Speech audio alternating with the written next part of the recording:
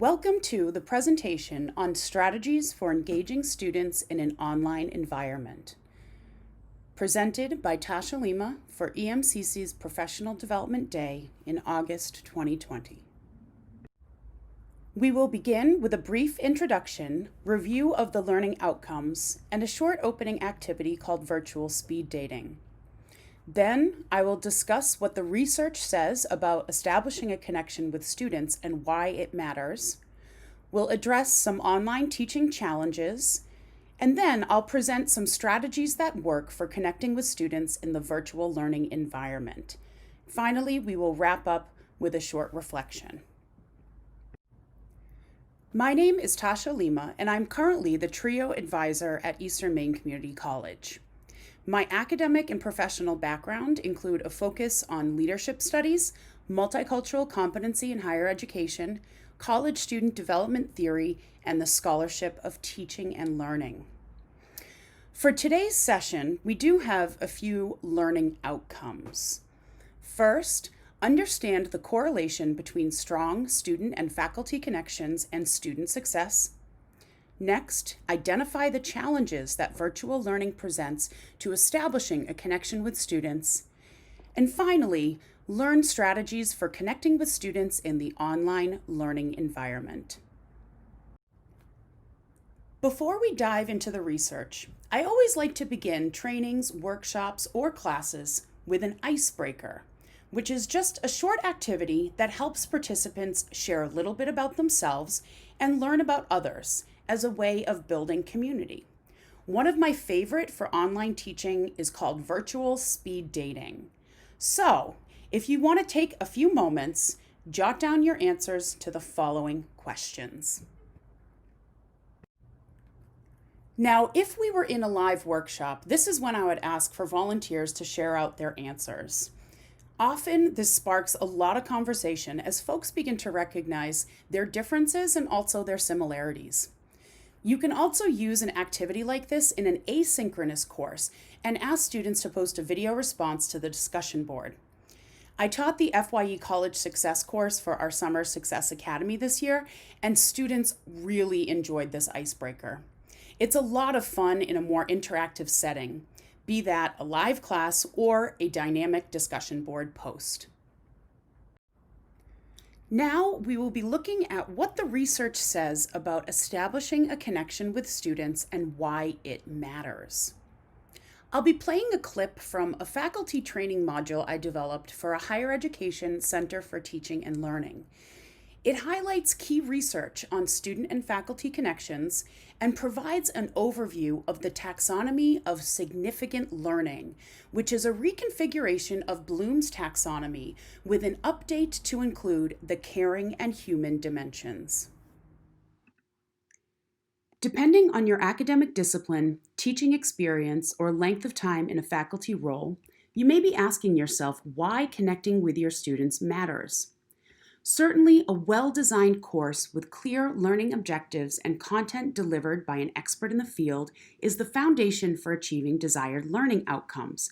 However, there is extensive empirical research that cites connecting and building a rapport with your students as a critical element of student learning and success. Research indicates a significant positive correlation between faculty connections with students and better learning outcomes. Student retention is a major area of concern in higher education, and faculty play a significant role. I wanted to share this really powerful statement by researchers Nagda, Gregerman, Jonides von Hippel, and Lerner that, quote, lack of integration or isolation of the student within the institution has been identified as an important factor in contributing to student departure. The effects of weak student with faculty contact has been cited repeatedly as a cause of student withdrawal from college. Clearly, faculty connections have a major impact on students' quality of experience and play a role in determining their persistence to graduation. Faculty connecting with students is linked to better learning outcomes and greater student retention and persistence, but also helps students achieve significant learning. L.D. Fink created a taxonomy of significant learning that updates Bloom's cognitive taxonomy that was created in 1956. For those of you not familiar with Bloom, the cognitive taxonomy consists of 6 kinds of learning, arranged in a hierarchical sequence from highest to lowest: create, evaluate, analyze, apply, understand, and remember. Fink's taxonomy of significant learning is a response to higher education professionals expressing the need for a classification system of important kinds of learning that do not emerge easily from Bloom's taxonomy, such as leadership and interpersonal skills, ethics, communication skills, tolerance, character, and adaptability to change. The Venn diagram illustrates the major characteristics that coalesce to create significant learning. The 6 categories include foundational knowledge, which is understanding and remembering information and ideas; application, which includes skills, critical, creative, and practical thinking and managing projects; learning how to learn, which entails becoming a better student, inquiring about a subject, and becoming a self-directed learner; integration, which is about connecting ideas, people, and realms of life. And this leads us to the 2 dimensions that connecting with students really helps to develop most intently: caring, which helps in developing new feelings, interests, and values, and the human dimension that leads to learning about oneself and others. When these 6 categories of Fink's taxonomy come together, significant learning occurs.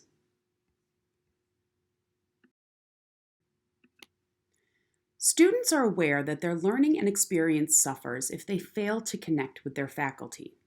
In an extensive national study of students' reactions to their instruction in college, there were 2 major issues that students highlighted. First, they demonstrated an awareness that they were not learning as much as they should be, and many students also voiced a belief that their college instructors did not care about them, their learning, or interacting with them.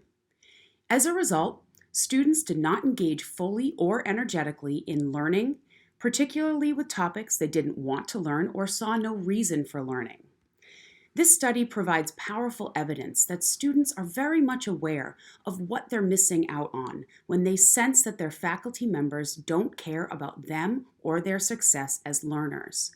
By making an effort to connect with your students, issues such as these can be significantly reduced.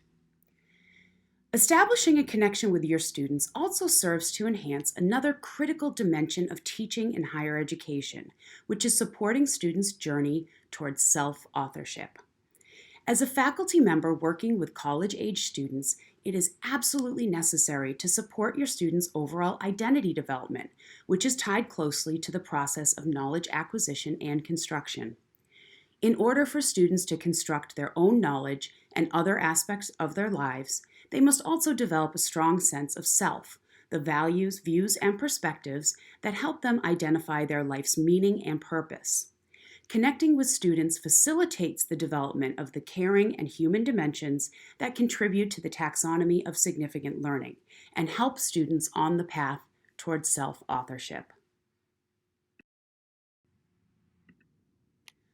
I want to mention a few additional points that really support the importance of connecting with students as a best practice in college teaching. First, faculty can better understand their audience and deliver more relevant content and use more appropriate examples and activities, which results in more engaged students and enhanced learning. Connecting with students will help them feel more comfortable expressing their feelings in and out of class, and will generate more excitement about course content and improve class participation. Having a strong rapport also creates a mutually beneficial and supportive teaching and learning environment, where students are motivated to persist, feeling that their instructors genuinely care about them and their academic progress and success. I really like this quote that I think sums up the impact of connecting with students. Caring relationships with teachers and other students increase students' desire to learn, their confidence in their abilities, and willingness to try harder. Now that we've established why connecting with students matters, how then do we establish those connections in the online environment? Certainly, virtual teaching presents challenges to standard teaching practices in face-to-face classes that naturally support greater opportunities to connect. So take a moment to write down your answers to the following reflection questions. Have you taught or taken an online or hybrid course before? If so, what were your biggest challenges? And if not, what are your concerns or fears moving forward? I encourage folks to get together with their colleagues to discuss the answers to these questions. I think most people find that they share a lot of the same concerns, and often challenges are easier to mitigate and overcome when you feel like you have a community of support.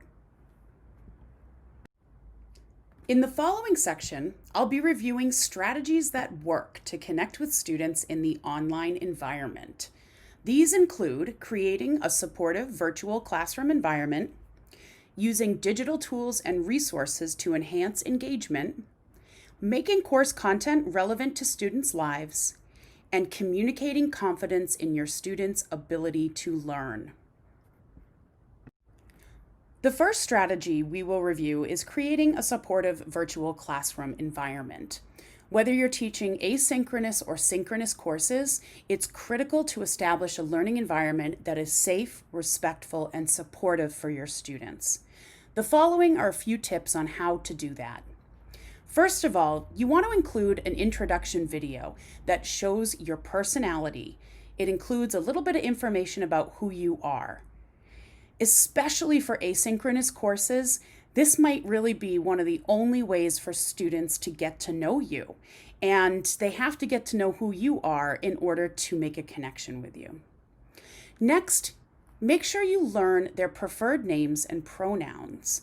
For synchronous Zoom classes, make sure you're calling on students by name. One of the good things about Zoom is that when students are on it, you can often see their name, and if it looks like the names are nicknames or abbreviations, you can ask students to make sure that they have their preferred name on their Zoom. Next is to establish norms and behavioral standards for your online discussion posts and Zoom classes. This is super important. The online environment is a bit of an open one, that sometimes the anonymity allows people, students, to make comments or post things that may not be the most appropriate, especially for your classes. And that's up to you, what's appropriate and what's not. But make sure you're establishing those guidelines right up front. So another way of saying this is teach netiquette. So we all know etiquette. Netiquette is a way of behaving online that's respectful of all people. There are a lot of great resources available through the MCCS website on netiquette. There's also some videos out there, and if you need some suggestions on how to teach netiquette, don't hesitate to reach out. So for synchronous Zoom classes, try to begin your sessions like 5 minutes early and linger for a few minutes after the session to engage in more casual conversation with students. This is kind of the same thing as like showing up for class early and staying for a few minutes afterwards. It's going to feel a little bit different because Zoom, it's kind of tough to, talk to more than one person at once. But just that kind of casual opportunity to chat with students before and after class might provide you that time to get to know them a little bit better. Another thing is to try to greet students as they enter the Zoom class. Obviously, this can be a little bit harder if you have a really large class and they all happen to be showing up at once. But one thing you'll find is that kind of they come in on a rolling basis. And, if you're paying attention, you can kind of greet folks as you hear that little bell as they enter your room. And that's a really nice way of just making sure that you're acknowledging each and every student each time they enter your virtual classroom environment. And then finally, use icebreakers to get students talking.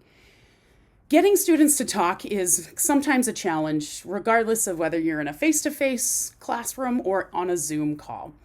So using an icebreaker, kind of like the virtual speed dating, I also have a whole book full of icebreakers. So if you want some more suggestions on icebreakers, I'd be happy to share those. But using icebreakers like this they get students opening up and talking, and that is another way of just establishing, that supportive environment for students so that they know they're safe to share and talk about who they are and things that are important to them. The next strategy for connecting with students in the online environment is to make course content relevant to students' lives. First and foremost, in order to do this, you have to learn about your students. I really like starting classes with background probes. And so this could either be done through a survey, a reflection, short answer as one of the first assignments that they submit. But ask students to answer a few questions about things like their current program, their intended career path, reason for taking the course, goals they hope to achieve, and their personal interests. And don't be afraid to share information with them about yourself too. So things like the virtual speed dating and an activity called What's on Your Desk are fun things that allow students to share who they are and help build community. The What's on Your Desk icebreaker is a particularly good one for synchronous Zoom classes, and it's exactly what it sounds like. Essentially, you just ask students to look around, find something on their desk or within arm's reach to share with the group, and ask them to tell you why it was important to them. I've done this and students really like it. Another way of learning more about your students so that you can make your course content more relevant to their lives is to engage with students outside the Zoom classroom. For online synchronous courses that have regular Zoom classroom meetings, that's a great opportunity for you to connect with students. However, many of our courses this semester are online and asynchronous, which means you don't have that regular meeting every week where you get to engage with students live. So because this is the primary method of engagement for asynchronous courses, it definitely presents some challenges to connecting with students.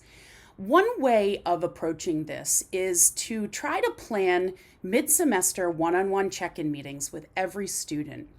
These can be as short as 15 or 20 minutes, but it allows for a personal connection to be made. Another way of doing this, especially for the asynchronous courses, is to develop opportunities for students to come together, such as open hangout sessions or virtual open office hours where students can simply drop in. This is one of the strategies I used over the summer while I was teaching FYE College Success, and I made the hangout sessions extra credit, and students showed up and they really appreciated the opportunity to just kind of drop in and have a casual hour where they could get to know their classmates and get to know me a little bit better. So then you'll want to use what you learn about your students to then adapt your course content to make it relevant. One way of doing this is to position the subject matter of your course using real-world connections and references that students will find meaningful. Don't be afraid of incorporating pop culture, memes, media, articles, news, whatever it is that's going to help the subject matter be more meaningful for your students in their lives. Another strategy for connecting with students in the online environment is to use digital tools to enhance engagement. You'll want to play around and find what works for you and your course. There are so many digital tools out there, and it is not one size fits all. Learn Brightspace. It has many advanced functions and features, and something I learned this summer while I was building the FYE College Success course is that practice and patience are key. Next, you'll want to incorporate different types of media and information delivery methods. Relying too heavily on one type of delivery alone will result in unengaged students. You'll want to mix it up by doing things like linking different videos, creating PowerPoints with narration. You can also use blog posts, newspaper articles, etc. to deliver content in fun and engaging ways. One method that students have always enjoyed is using Kahoot polls and trivia-based games for fun on-the-spot knowledge checks. The final strategy that I'll be reviewing for connecting with students in the online environment is communicating confidence in your students' ability to learn. One way of doing this is starting your course by teaching the fixed versus growth mindset. As educators, we're all probably familiar with the growth mindset. But if you're not, I encourage you to do a little research and read up on what that is. So we're really fortunate at EMCC to have a PERTS training course that students can take that helps them learn about the growth mindset. I used this course in my FYE course this summer, and it was very well received by students. If you're interested in learning more about this, you can contact me directly. Also, you'll want to use immediacy techniques to connect with your students. This includes things like active listening, being animated when you speak, incorporating humor into your lectures and discussions, and just making yourself more authentic and accessible to students. And then you'll want to also encourage student learning. By this, you can explicitly encourage questions and respond positively when asked questions. Always thank students for asking questions and bringing up issues that other students may also have. And you'll want to welcome mistakes, celebrate opportunities to grow, and reframe failure as the center of academic inquiry. As we wrap up this professional development, I do have a couple reflection questions I'd like you to take some time to jot down your answers to. First, what strategies might you consider incorporating into your courses?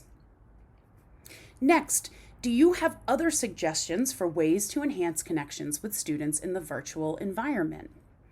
I know there are many instructors out there who have been teaching online for years, and I'm certain that there is a wealth of knowledge there that hopefully those who have been teaching online would be willing to share with some of us who are newer to this practice. And I just want to have a final comment that this is an absolutely unprecedented time to be an educator. Just like faculty, students' heads are probably spinning with all the changes and the new methods of adapting. One of the most important things that you can do as we move through this time is to keep your sense of humor. Things will go wrong, technology will glitch and fail, tried and true activities may fall flat in the virtual environment, but just keep moving forward. Genuinely care about your students and their success, and that will really make a difference. Thank you so much for participating in this professional development. Please reach out if you have any questions or you would like to discuss any of these topics or strategies further. And have a wonderful semester.